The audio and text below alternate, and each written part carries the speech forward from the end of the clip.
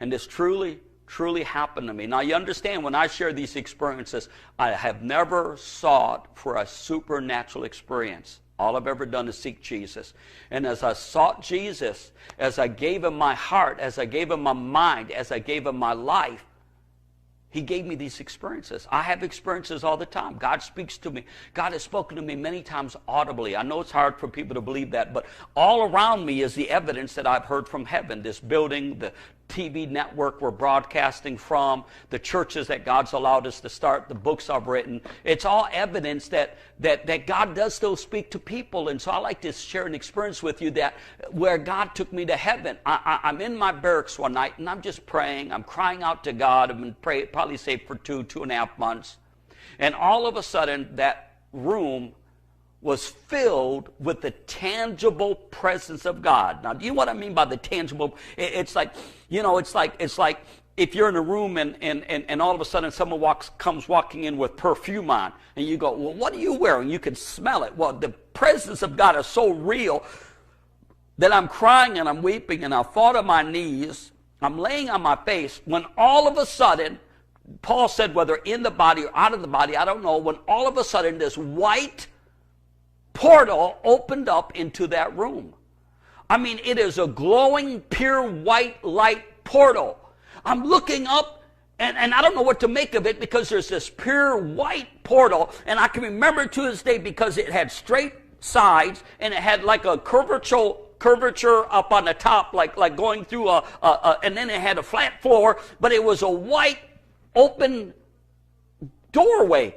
And I could see it was a tunnel. When out of this tunnel, to my shock and amazement, came this man dressed in white. He was probably close to 7 feet tall, and it was an angel. I see this angel, and I'm like a dead man. I can't move. I can't talk. I'm laying on the floor, and I'm sure I'm shaking like a bowl of jelly on an out of balance wash machine. Have you ever seen a wash machine get out of balance? I'm laying on the floor, man, I'm shaking, and this angel walks up to me. Now, I can only give you a brief description of what happened because this is, I cannot describe to you everything. How do you take and portray in English words the realm of the spirit? It's very difficult. It's how do you describe? How would I describe to a blind man what a beautiful blossoming apple tree would look like if a blind man had never seen a tree? If a man was born blind, how could I describe to him what a beautiful flower would look like, or what animals would look like? Well, it's almost the same way with me, trying to describe people what heaven is like. It is so beyond imagination. Well, this angel walks up to me, and he basically tells me that he has been sent of God in order to take me into heaven. And so I'm laying there like a dead man, and he grabs me by my right hand, and he picks me up like I'm just like a feather. And at that moment, I knew this angel had incredible strength, incredible. He just picks me up like I'm nothing, sets me on my feet, and I'm standing next to this guy. And all of a sudden, he takes me like a little child, like a father would take his little boy, like a 2-year-old little boy, and he takes me into this tunnel of light. Now, the minute I go into this tunnel of light, it's like a part of heaven is in this tunnel because there's complete, absolute peace, joy, tranquility. Matter of fact, I didn't have a thought of earth anymore. I didn't think about what I had been through, what I had gone through, the pain, the suffering. I didn't even think about, my mind is just filled with overwhelming peace and joy.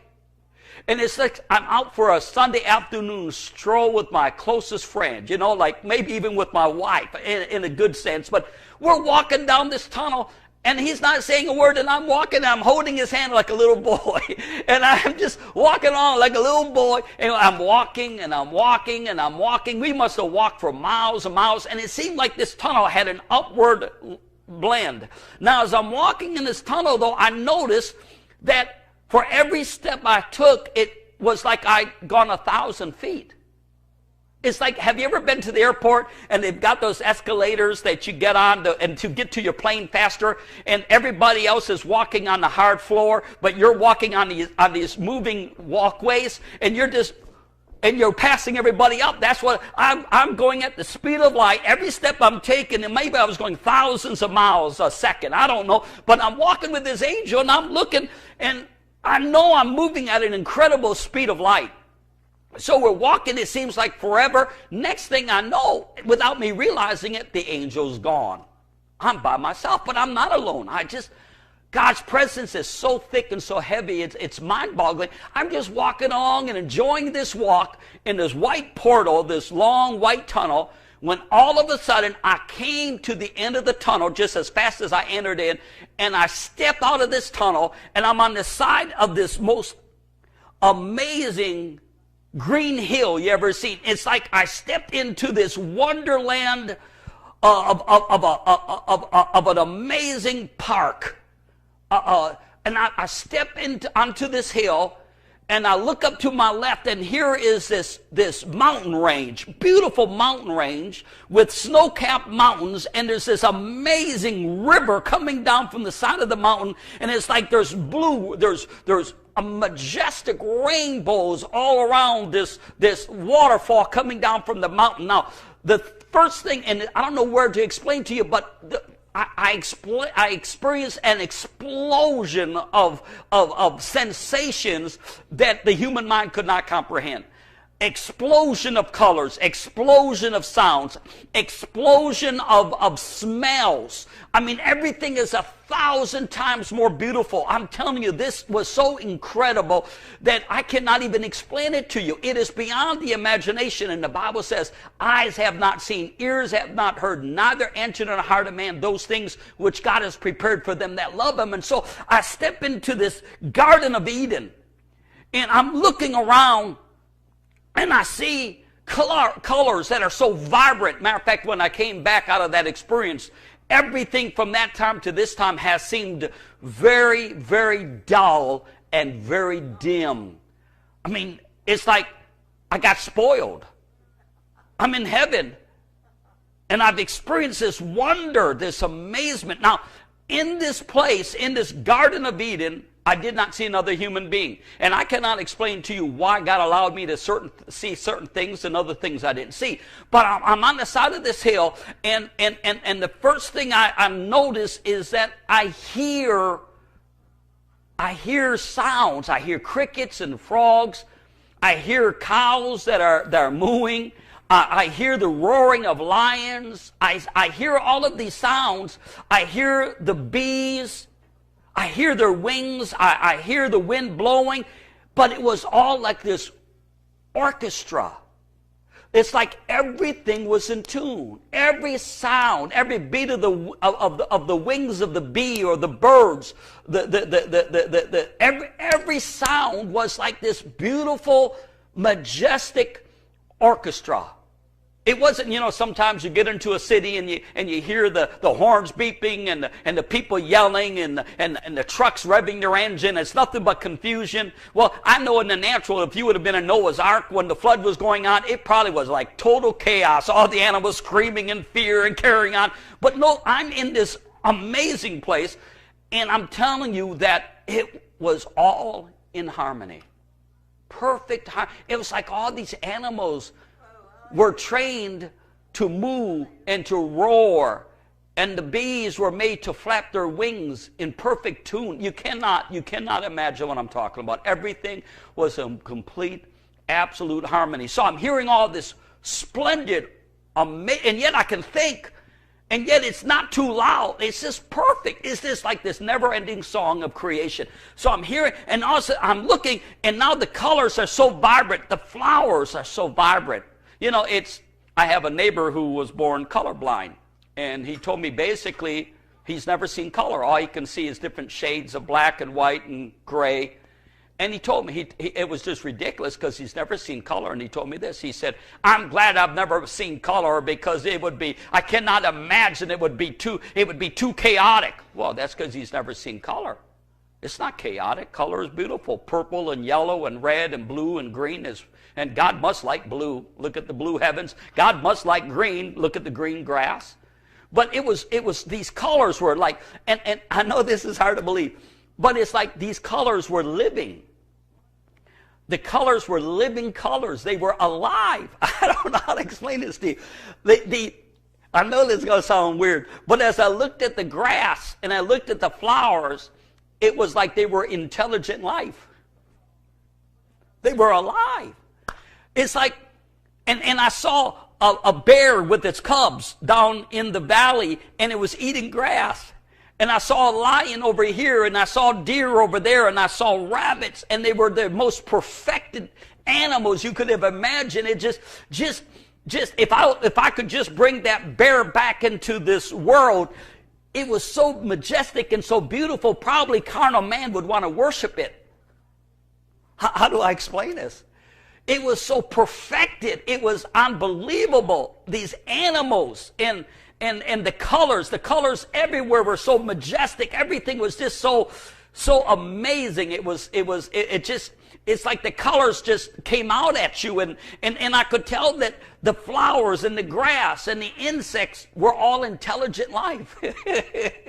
When I would step on the grass would bend down but not get hurt and spring right back up. It's like everything went back into its perfect place, and yet I knew it all had free wills. And so I'm standing there, and and this all happens in a matter of seconds. I'm overwhelmed, and then smells. Oh, the smells would just. Have you ever, like my daughter says, Dad, if coffee smelled, tasted as good as it smelled, she said I couldn't stop drinking it. Well, the smells that filled the air were so overwhelming. It's just like you could. Can I say this? That you could taste the smells in the air. Have you ever gone by, like, I think they do this on purpose, like in restaurants where they'll be cooking like Kentucky Fried Chicken. They purposely pump the chicken in the air, and you can taste it as you're driving by, and you want to stop at Kentucky Fried Chicken. Well, that's what it was like. It was just like, I'm eating these smells. I'm eating it.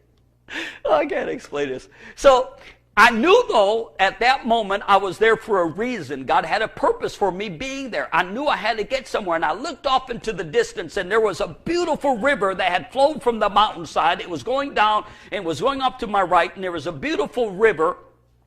It was just almost like air. You ever see hot air shimmer in the desert? Well, it was shimmering. It was so transparent. It was shimmering. It looked like it was invisible water flowing through this majestic river. And I could see off to my right there was this forest of trees that were like redwood trees.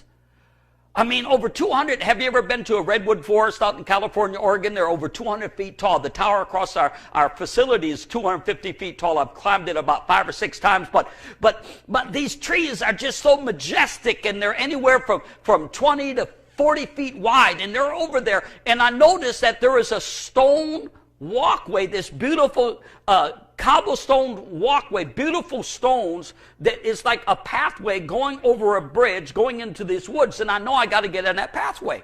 And so everything is symbolic in heaven as it is in earth. So I finally make my way down, and you know what? I'm walking, but I'm not tired. I'm not weary. I'm not breathing heavy. I mean, I didn't look at my body, so I don't know if I was in a glorified body or not. All I know is that I wasn't tired. It was so relaxing, but I knew I had to get there. I had to get there. So I finally got onto this pathway, and I'm walking past wild animals. And it's just like, they were like house pets.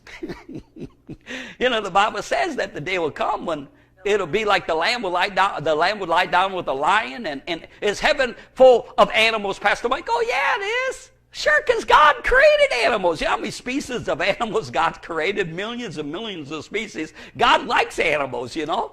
Anyways, that's a whole different story. People don't know what animals have souls, but that's a whole different. Anyway, so I'm walking on this path, and I'm walking towards this majestic forest, and I get to this bridge that goes over this river, and as I get, and it has railings to the left and to the right, and they're made out of the same stone. And I remember when I get to the middle of the bridge, I leaned over and I looked down, and to my shock and amazement, the river was full of tropical fish. But they weren't just tropical fish. They were so many types and sizes and shapes. They weren't eating one another. They didn't seem like they were in a hurry. They were just swimming along and having fun. And they were multiple colors. And they were like deep. And it's like they were swimming in the air because the water was so transparent. You could see some blueness in the water, but the water was so transparent, it looked like the fish were swimming in the air. And it was so, and I knew I could just lean over the side of that that stone bridge and watch them for days on end. I knew I could, but I knew in my heart I had to keep on moving. And so I turned away from the fish and I continued. And I finally get to this forest and I'm walking amongst these trees. Now, I see ferns of all types and sizes. I see plants under the majestic trees. Now, what's so amazing, these trees are high with humongous branches, and yet under the forest, you would think it would be dark, but it's not dark. It's not totally bright like the light, but it's just this real soothing, almost romantic darkness. You know what I'm talking about? It's just like, it's a wonderful darkness. It's not an evil darkness. It's just kind of a little bit of a dark, and yet you can see everything. And beautiful ferns. I saw no thorns. And by the way, there was flowers before I got to the forest everywhere. Just, it's like this exquisite gardener knew exactly where to put what type of flower, where to put what type of tree, where to put what type of plant. It was like, nothing was as if it was happened to chance. Everything was just this most exquisite landscaper you could have imagined. And his name is Jesus. And he had put everything exactly where it belonged, to where everything was in harmony. So I'm walking through this forest, and these majestic trees are everywhere, and I'm going deeper, and the pathway now going through this forest is as straight as you can shoot an arrow. It's never ending. It's just on and on and on. And I'm just walking through this forest when all of a sudden, to my shock and amazement, the trees around me were filled with birds. Now, they're not just any kind of birds. They're like tropical birds.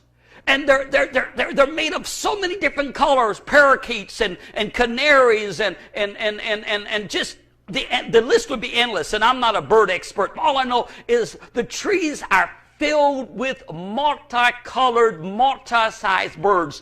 And the branches everywhere is just like billions of these birds. And I'm looking, and now the forest is filled with complete amazing colors and music and sound. And I knew that they were worshiping God. And their heads were aimed up towards heaven, and they were worshiping the King of Kings and Lord of Lords. So I'm standing there, and I'm surrounded by these birds now, and I am weeping. I am weeping with joy. I'm crying. I'm weeping. Oh, and I got my hands lifted up, and I'm just worshiping God with these birds of all kinds of types and sizes and shapes and colors. And all of a sudden, the angel is next to me. His hand is on my shoulder, but I'm not shocked. You know, like if somebody walks up to you and they put their hand, now this is a big dude, man. He's over 7 feet tall, so you'd think, oh, you know, but I wasn't. There was no fear. Listen, in that place, there was no anxiety. There was no fear. There was no worry. There was no selfishness. There was no pride. There was no anger. There was just nothing but heaven. I was encased in heaven. And even the divine nature of God was I was walking in the nature of God in that place, you know. Because in this earth, I've got things in me that I've still got to deal with. But there, it was like it had all been dealt with. Man, I would want it to have stayed there. But I'm there, and angels, that same angel, and he basically says to me, he says, "Son of man, do you know what these birds are?" And I said, "No." He said, "They are the tribes, the tongues, the kindreds, and the nations of the world that God will have you to be a part of bringing into the kingdom." For in other words, these birds were symbolic of souls, of tongues and tribes, nations and peoples that I knew this though. I knew this. I was just a small gear in God's big machinery. It wasn't like I was going to win these souls. I was going to get them saved. No, I was going to be a part of a great awakening. I was going to be a part of a great move of God. I believe the final move of God. So as I'm standing there weeping with joy, because I knew when I first got born again I was called to preach. I didn't know what it meant to preach. I didn't understand it. But now I knew I was commissioned. I knew I was God ordained and God sent to be a part of this great end time gathering. I knew it. And as I'm standing there, all of a sudden, boom, I'm not there no longer. I'm in heaven on a sea of glass. Now, I never knew there was a sea of glass because I had not read the book of Revelation yet. I'm on this sea of glass, And this sea of glass is never ending. And now this sea of glass, it was like a literal sea with multiple colors floating through it. It's like waves. Have you ever been into like where they do one of these discos and they got lights that are flashing but this under the floor? Well, it's like the waves of color are flashing on this sea of glass under the floor. I'm standing on this sea of glass.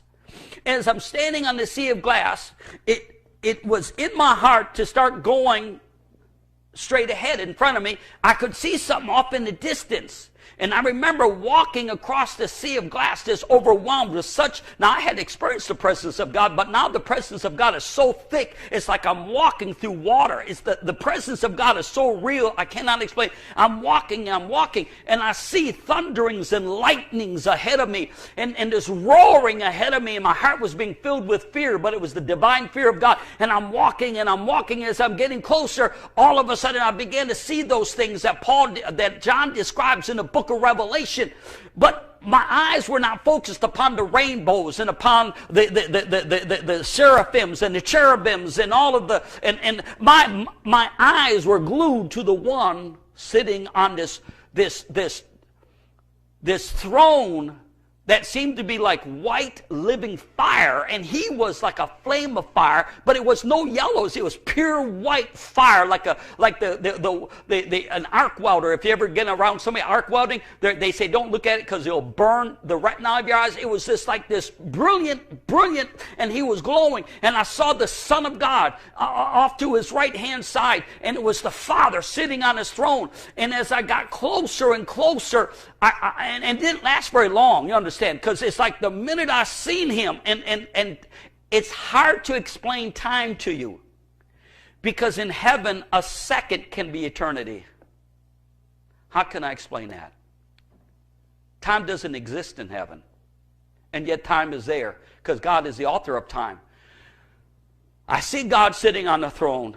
It must have been only a couple of seconds, but it felt like forever. And when I seen God, I fell like a dead man.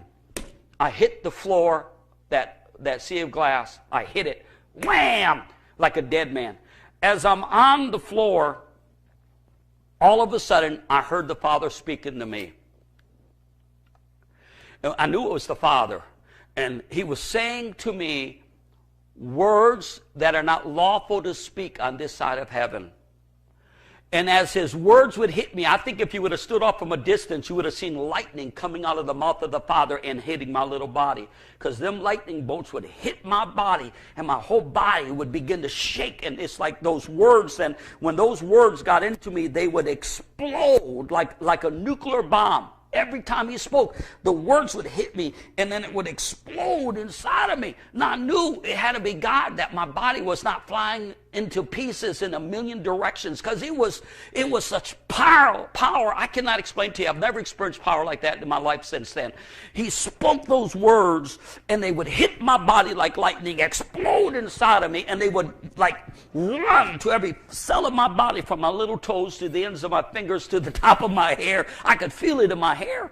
And then he would speak again, it would explode again. Now this felt like it went on for hours. He is speaking into me unspeakable words, and they're exploding inside of me. Speaking, exploding inside of me. Speaking, and I'm laying on this floor, and I must have been shaking like somebody who's been put into an electric chair, because I mean this thing is shaking me, man. I'm laying on the sea of glass, and it's exploding inside of me, and all of a sudden he stopped. Next thing I know, I was no longer in heaven. I knew this. I knew that he had spoken into me his design will for my life and for what he had called me to do. Now, don't think for a moment I think I'm anything, because he puts these treasures in earthen vessels, that the excellency of the glory may be of God and not of us. It's not me. It's for his glory, it's for his honor, it's for his praise. And he uses the foolish. He says that he takes the foolish, and he uses it that because he said, I'll share my glory with nobody.